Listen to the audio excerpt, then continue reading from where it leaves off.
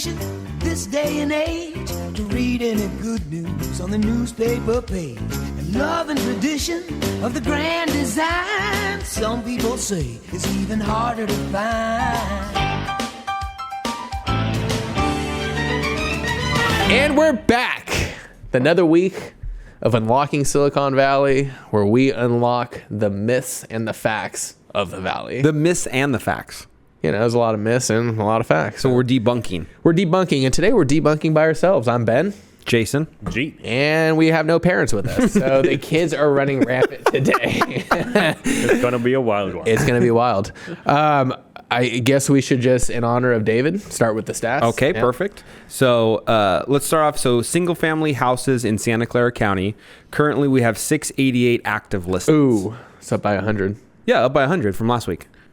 That's good. So stuff's coming on the market. We're coming into early March. So I think we're going to see some more. I think you have a couple pending. You have a couple pending. We're getting some calls from other agents that are prepping some other houses for the market. Hey, what are you pending at? Because they're trying to get theirs ready. Where are you seeing a lot of these homes just by touring buyers that are coming on right now? More Sunnyvale, more South San Jose? 95129, I've seen a bunch and talked to a couple agents that have a bunch coming soon. So that San Jose Cupertino border. I think a lot are coming soon in 95124 as well, which is the Cambrian area.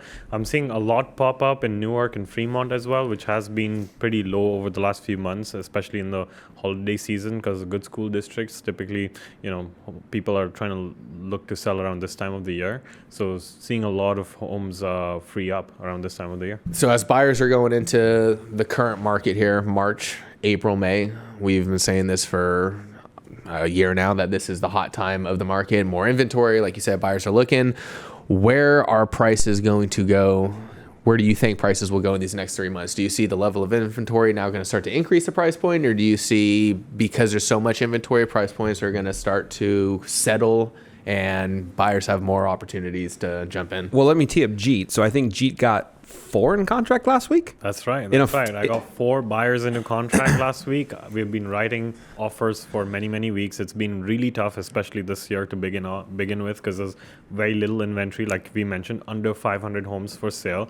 So if I have 4 buyers looking, many more. But if 4 buyers seriously looking, there's plenty of others. We're competing against 15 to 20 offers on some of these homes, and now it's getting a lot easier because there's a little more inventory, and I'm seeing offers spread out.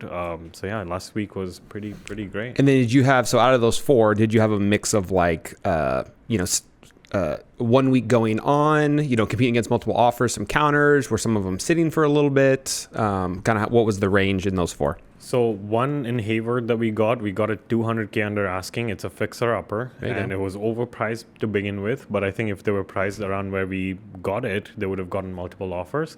So that's in contract for almost $200,000 under asking. And we offered a couple of weeks ago and kind of just sat. They shopped our offer around. They didn't really get many people because it was too high priced and there weren't enough eyeballs on it. So that one was one which was on the market for a while, and we got a great deal on it, and we are about to close in maybe another 15 days or so. There was one townhome in Union City that we were competing against with 6 offers. It was priced very low. It was priced at $999, and we got it for almost 1.2. So we had to go almost $200K over, even for a townhome. It's just because it was priced super low. And there was one single family home in South San Jose that we competed against 5 or 6 offers in total, and we got it. We were neck and neck with another offer, and we actually beat it only by $2,000 because of my relationship with the agent. He or she would rather work with you. Oh, absolutely.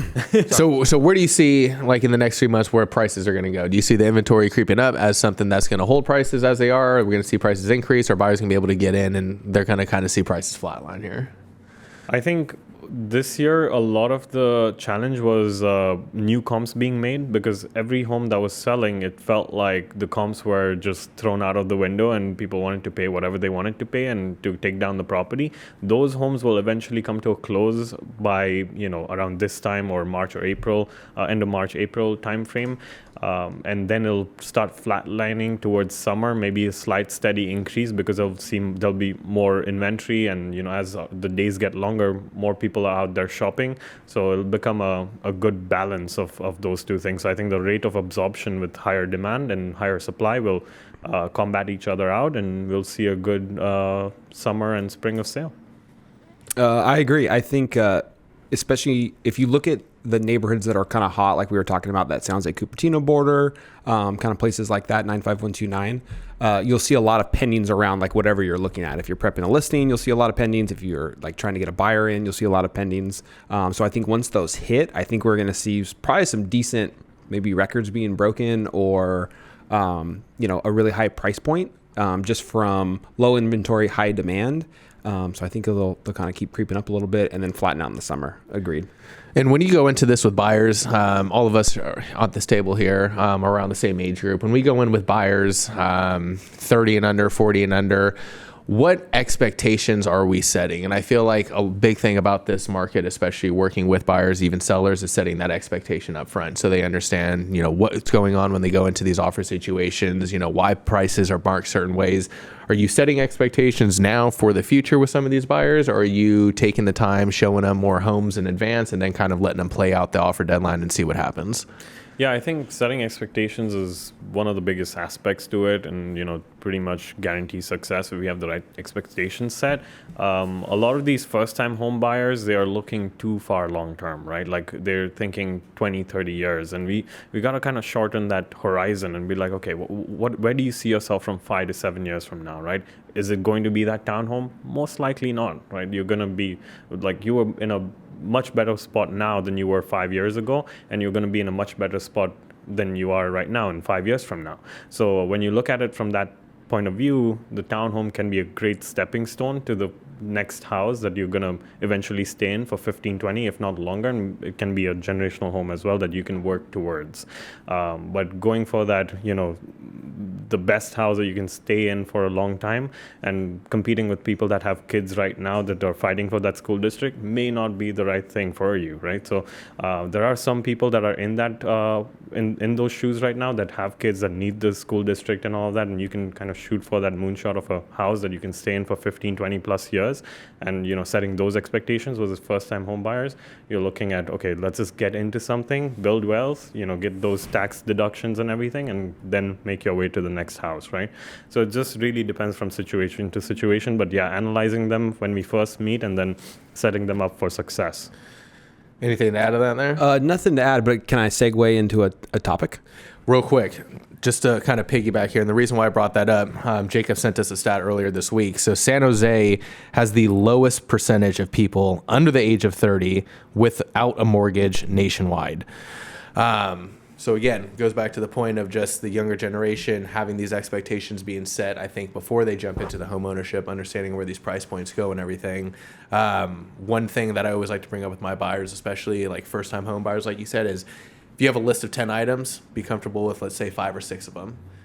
Fill in the rest as you go. When you look for that forever home, that's when you can start to get a little more picky, open up that pre-approval or bank a little bit, maybe try and max it out if you have to get in that school district or whatnot. But I think expectations right now, especially with first-time home buyers our age, has to be set well in advance to not lose the motivation and the motivation behind the purchase. Absolutely. I'm seeing a lot of sellers getting quite greedy out there too. Like I see, some of these offer deadlines coming and going, and they get multiple offers, and sellers are not able to make their minds up as to which offer to go with. And they're sitting for a while because no one's ready to pay that much of a premium, right? The market's gone up, but maybe not by that much. And that's the thing. This is like the opposite with the buyers, the same with the seller. It's the expectation of the price strategy that comes behind it and what they're expecting for their price point. I think a great example is just Altatira. Going into that price strategy, you're not necessarily pricing aggressively where it's going to receive multiple offers. You're not pricing super transparently, but you're pricing more on the premium side of, this is what we value the home. This is what makes sense in our eyes. And after a month and a half, 2 months on the market, you still ended up getting the offer at full price.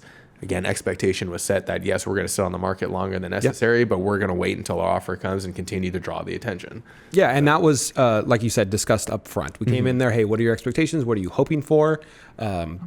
the seller, let me know what they were. We said, okay, cool. Based off of this XYZ, it's probably going to take approximately this long for it to go. Just be patient. After a month, we just like briefly touched like, hey, this is kind of like the activity over the last month.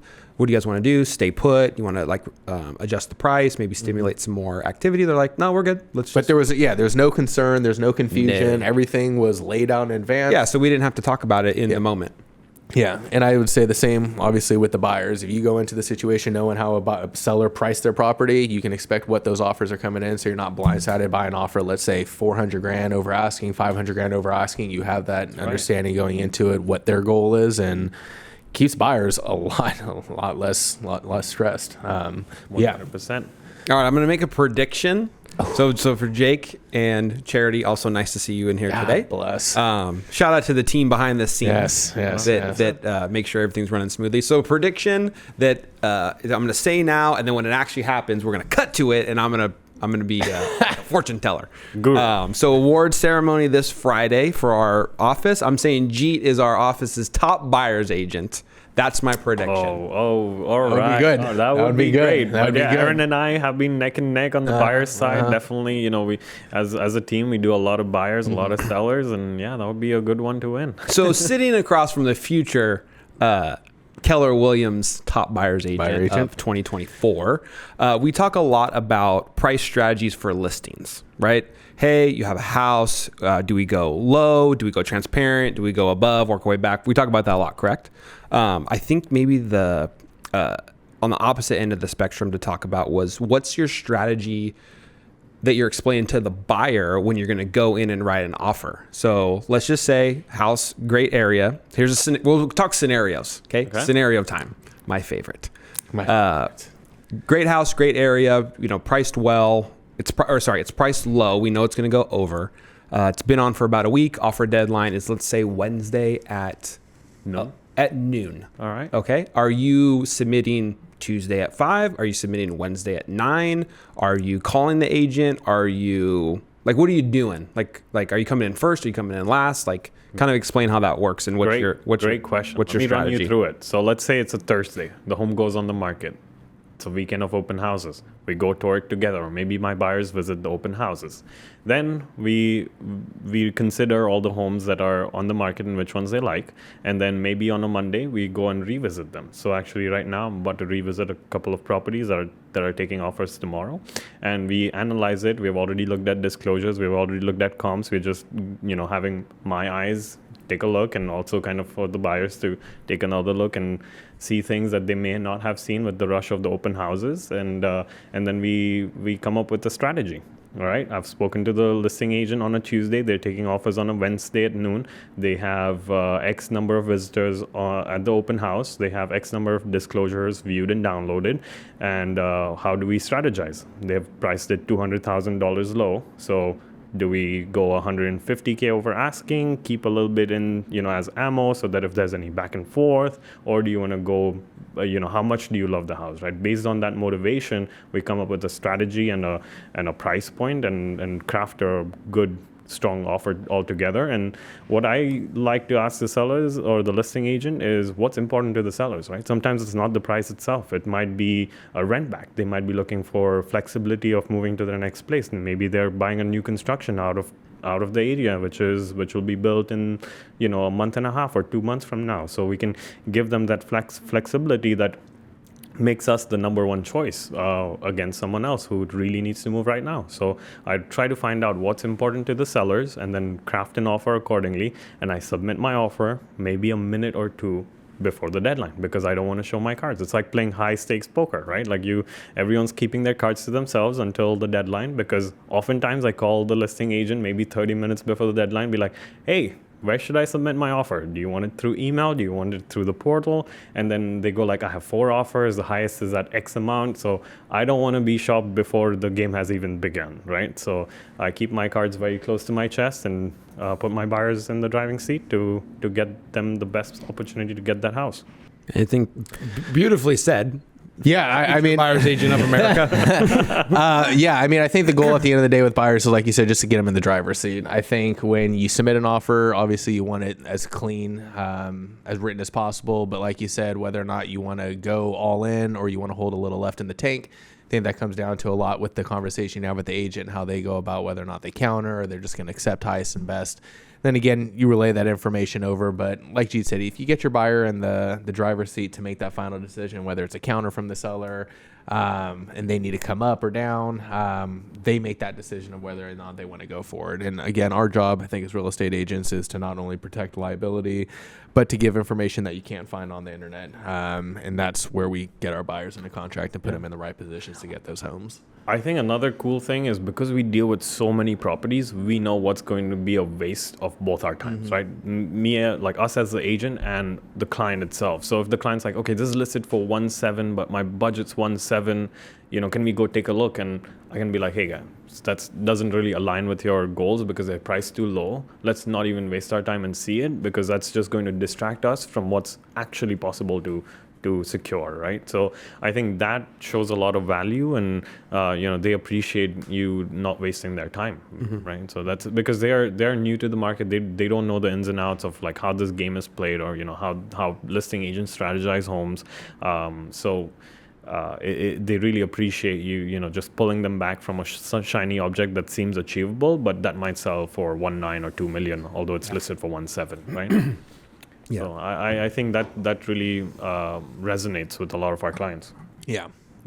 So I think going in, filling out the agent first, right? Building rapport. So, I'm calling Jeet. Hey man, I'm Jason. I'm from here. Da da da da. Maybe make some jokes so that they remember you. You're not just some like Joe Schmo like submit an offer like I don't even know who this is. So when they see your offer, it's just like, oh yeah, I had a good conversation with him. Yeah. Hopefully he was funny. 100%. And then, they kind of remember you with that. Yeah. Not coming in too early so you don't get your offer used against you. Yep. And because and setting expectations with my buyers, especially if they're new and we haven't written an offer before, I go, hey, here's how this is going to go. We're going to prep everything. It's due at 11.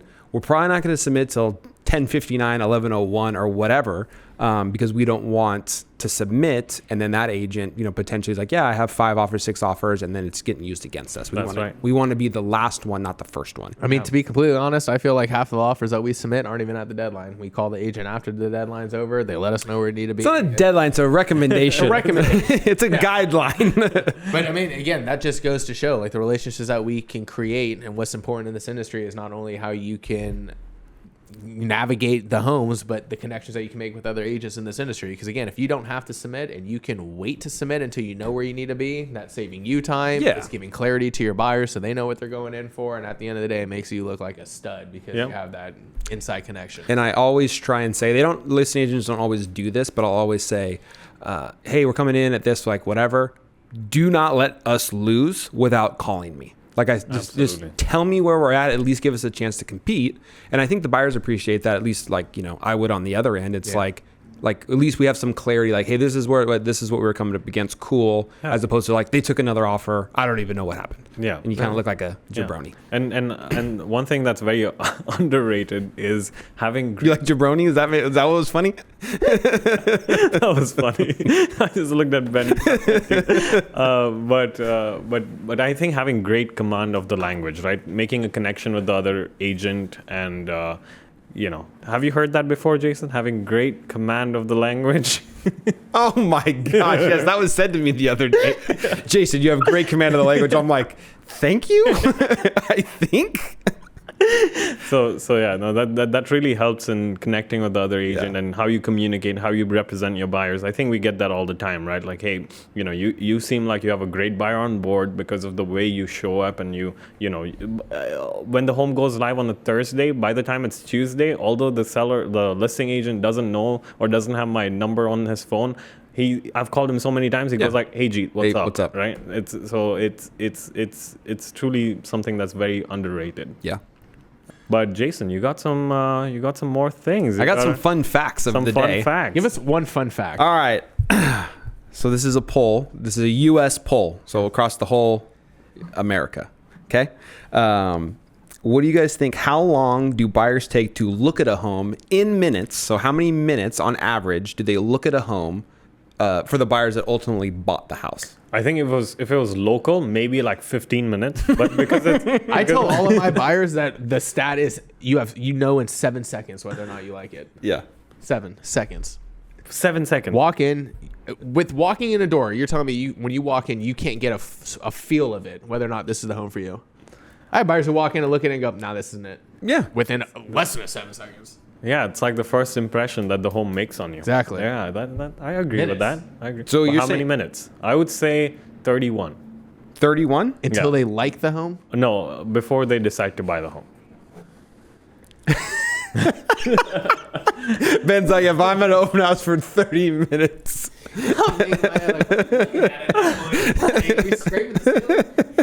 Right. Some houses are small, some houses are big. 10 minutes? 10 minutes. All right. So again, U.S. stat, I think we're a little bit of an anomaly in the Bay Area, but so 5% is 0 to 15 minutes. That's 5%. it's only 5% homeowners out here. So 16%, 15 to 30 minutes. And then the average at 24% is 45 to 60 minutes. Oh my god! Yeah. The homes aren't even on the market for 60 minutes in our area for you to see it. If the home is that good, All right. Well, hey, How did they collect this data? Like, that's what I would like to know. pollsters? Keys. survey. Every time a super key gets opened, yeah. damn, that's a long one. That's just agents forgetting to Yeah, put the of key course. back. I got to run back. Oh, it's in my pocket. Okay, there's a question. Have you ever pulled the key from a lockbox to make sure no one else sees that home? No. Oh no, that's No. devious. Ben seems like he's done it. Yeah. Ooh, Once. Once. tactical. Yeah, tactical. Have It you was a late night, and I was just like, no, we can't risk it. Took the key, put the lockbox in, got the text the next day. I was like, oh, I forgot it.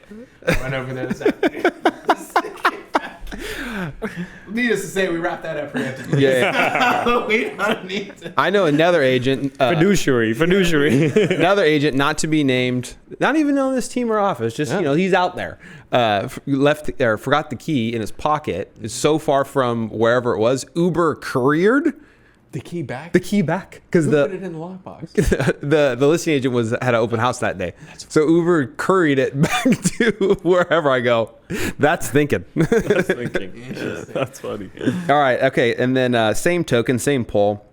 How many visits did they take? So 1 to 4 visits.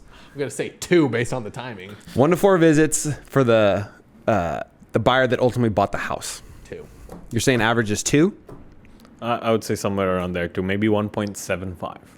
Okay. Again, this is You just look at the window. That'll do it. That'll do it. We'll take it.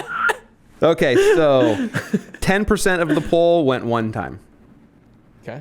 23% went twice, so we're getting there. And then the average at 30% went 3 times. See, I want to know the days on market now of where these are located. Ben, I don't got all You know, that. because I'm that just makes giving. sense. I'm just. I'm It's just saying. it's a poll. Something We out gotta there wait. 4 days. You can't even get in 3. It's gone. It's gone. Like something out in Austin, Texas, you can probably get in there a couple times before it goes. I will say, doing if you do a Saturday Sunday open house of the same house, how many times are you seeing the same buyer come through? If it's a hot, like if it's one that's cracking.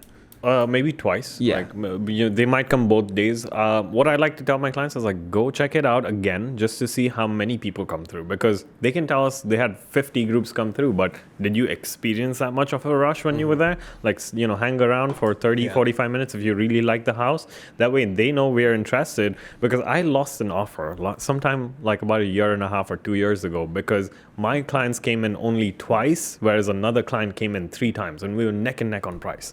And the they sellers, like that better? the sellers like had a ring camera and said, we saw these people come in 3 times. And I was like, Start waving at the ring when you walk in.